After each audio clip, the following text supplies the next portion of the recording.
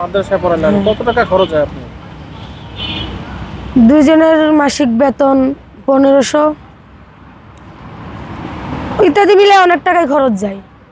অনেক টাকা খরচ হয়। হ্যাঁ, যদি এই ভিডিও দেখে আপনার ছেলে মেয়েদের দায়িত্ব কেউ নেয়, আসলে তাদের উদ্দেশ্যে আপনি কি বলার আছে? কিভাবে দায়িত্ব নিবে? পড়ালেখার দায়িত্ব। পড়ালেখার দায়িত্ব যদি কেউ নেয় সেটা তো ভালোই হয়, কিন্তু এরকম দায়িত্ব কে নিবে? আর যদি আপনি দায়িত্ব নিতে চান?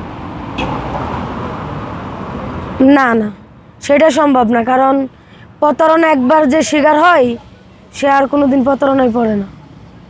মানে কিভাবে আপনার সাথে একজন ছলনা করছে একটু জানতে চাই।